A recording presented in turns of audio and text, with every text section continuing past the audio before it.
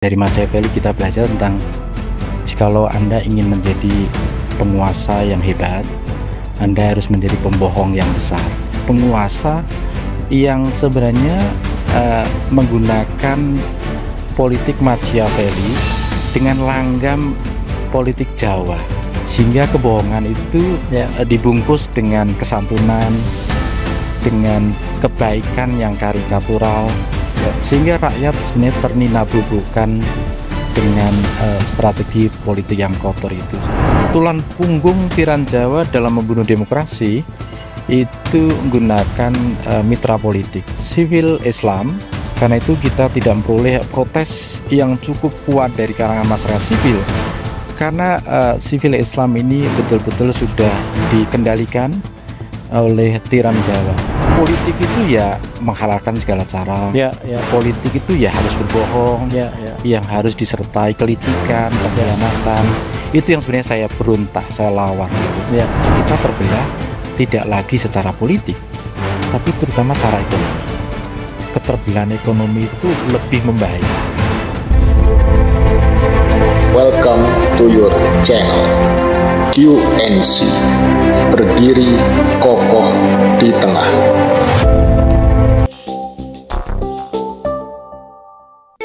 Dari dokumen tentang kepemilikan perusahaan di Departemen Hukum dan HAM, putra sulung Presiden Joko Widodo, Gibran Rakabuming Raka, pernah tercatat sebagai pemegang saham dan komisaris PT Rakabu Sejahtera, yang saat ini telah digantikan adiknya, Kaisang Pangarep. Namun saham perusahaan mebel ini tidak hanya dimiliki keluarga Jokowi. Juga ada saham PT Toba Sejahtera milik keluarga Luhut Binsar Panjaitan. Grup Toba Sejahtera sendiri adalah induk perusahaan PT Toba Bara yang memiliki tambang batu bara dan PLTU, dan baru saja membeli saham Sandiaga Uno di PLTU Paiton, Jawa Timur. Tapi apa kepentingan perusahaan induk seperti Toba Sejahtera dengan sebuah perusahaan mebel asal Solo? Dalam dokumen perusahaan, bidang usaha PT Rakabu Sejahtera sesungguhnya tidak hanya mebel, namun juga meliputi pembangunan atau konstruksi, pembebasan lahan, real estate, properti, pengerjaan beton, instalasi mesin, jaringan telekomunikasi, multimedia, hingga reklame dan periklanan, bahkan pengembangan wilayah transmigrasi. Mebel dan furniture hanya salah satu dari bidang usaha terkait kehutanan. PT Rakabu Sejahtera juga bergerak di bidang industri pengolahan kayu, pengangkutan, hingga industri kebutuhan rumah tangga seperti sabun, sampo, pasta gigi, atau tisu, yang semua terkait dengan produk turunan kelapa sawit atau kayu. Dengan cakupan bidang usaha sebanyak itu, modal awal perusahaan yang berdiri pada 2009 ini adalah 31 miliar rupiah. Selain sebagai Menteri Koordinator Kemaritiman, Letnan Jenderal Purnawirawan Luhut Panjaitan adalah bagian dari tim sukses Jokowi yang disebut Tim Bravo 5. Tim Bravo 5 sendiri diketuai oleh Jenderal Purnawirawan Fahrul Razi, mantan Wakil Panglima TNI di masa Presiden Abdurrahman Wahid. Fahrul Razi juga menjabat komisaris di induk perusahaan PT Toba Sejahtera, selain di perusahaan tambang pemerintah PT Antam. Pensiunan jenderal yang lain di tim Bravo 5 kubu Jokowi adalah Suwaidi Marasabesi, mantan Kepala Staf Umum TNI. Ia tercatat sebagai komisaris PT Kutai Energi yang menambang batu bara di Kutai Kartanegara, Kalimantan Timur. PT Kutai Energi adalah anak perusahaan PT Toba Sejahtera yang sahamnya dimiliki keluarga Luhut Panjaitan.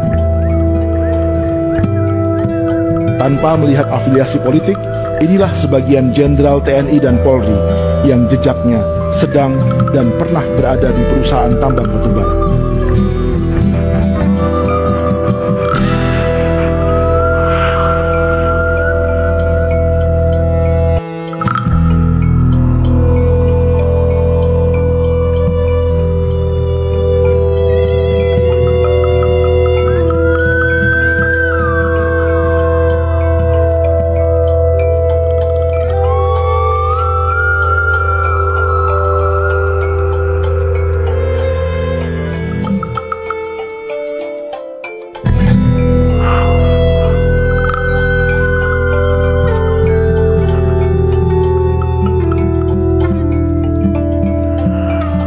Sementara dari kalangan sipil, ada pengusaha Osman Sabtaodang yang menjadi Dewan Penasehat Tim Kampanye Nasional Joko Widodo. Ia memiliki kaitan dengan perusahaan tambang batubara di bawah bendera PT Total Orbit Prestasi di Barito Utara dan Tanah Bumbu di Kalimantan Selatan. Nama lain adalah Andi Syamsuddin Arsyad alias Haji Isam dari Kalimantan Selatan. Pengusaha yang namanya pernah muncul sebagai wakil bendahara di tim kampanye nasional Jokowi Ma'ruf ini adalah pemilik tambang batubara di bawah bendera grup John Lee. Perusahaan ini memiliki konsesi dan menambang di 3 kabupaten di Kalimantan Selatan. Berikutnya adalah Haritanu Sudibyo, Dewan Penasehat Tim Kampanye Nasional Jokowi dan juga Ketua Umum Partai Perindo. Selain memiliki 3 televisi nasional, Haritanu juga berbisnis batubara lewat induk perusahaan bernama MNC Energy and Natural Resources. Di bawahnya terdapat 9 perusahaan yang diantaranya menambang di Kalimantan Timur dan Sumatera Selatan. Pengusaha batubara di kubu Joko Widodo berikutnya adalah Yusuf Kala yang juga wakil presiden dan sekaligus Dewan Pengarah Tim Kampanye Nasional.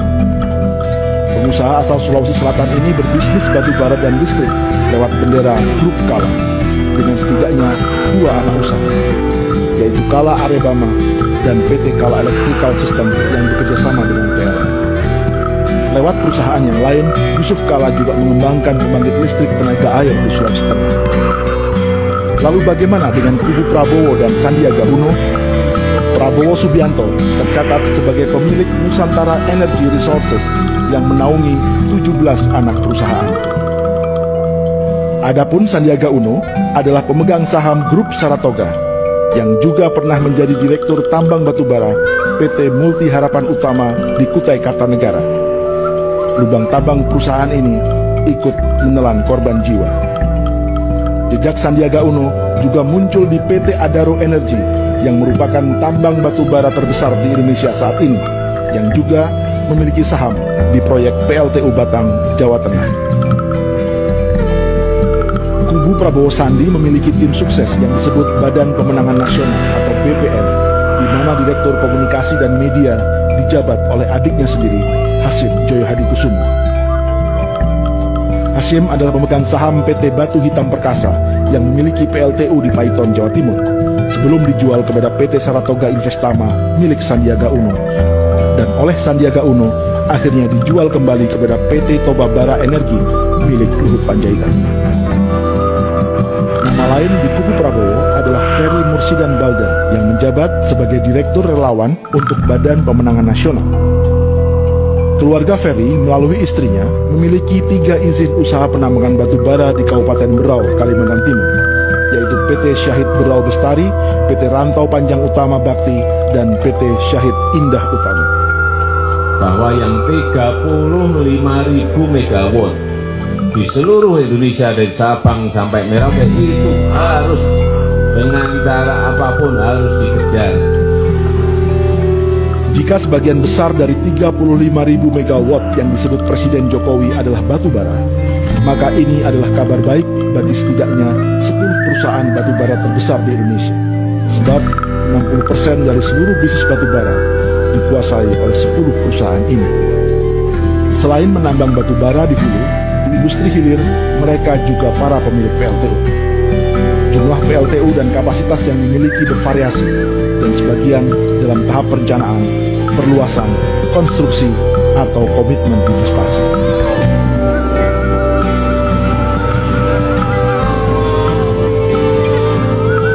Sebagian besar mereka memang tercatat di Bursa Efek Indonesia, bahkan juga tercatat sebagai perusahaan bersaham syariah seperti Adaro Energy, Bayan Resources, Harum Energy, Indika Energy, Indo Tambang Raya Megah, Bukit Asam, hingga Toba Bara Sejahtera.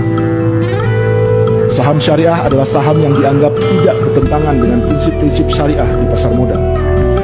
Lembaga yang menentukan perusahaan-perusahaan tambang berstatus syariah ini adalah Dewan Syariah Nasional yang dibentuk oleh Majelis Ulama Indonesia atau MUI. Lantas siapa yang memimpin Dewan Syariah Nasional MUI? Calon Wakil Presiden Ma'ruf Amin yang juga Ketua MUI. Ma'ruf juga tercatat sebagai Dewan Pengawas Syariah di sejumlah bank seperti Bank Syariah Mandiri, BRI Syariah, dan Mega Syariah, dan Bank Muamalah. Itu belum termasuk Dewan Pengawas Syariah di 3 perusahaan asuransi, Mega Insurance, Living Life, dan BNI Life Insurance. Di Bank Muamalah, di mana Ma'ruf tercatat sebagai Dewan Pengawas Syariahnya, baru-baru ini hendak mendapat bantuan modal dari sebuah konsorsium yang salah satunya bernama Links Asia. 3 nama di perusahaan investasi asal Singapura itu sendiri juga tidak jauh dari lingkaran bisnis batubara. Rizal Rishad pernah tercatat sebagai pendiri PT Brau Coal Energy yang menambang di Kalimantan Timur. Jamal Atamimi adalah komisaris di PT Toba Baras Sejahtera.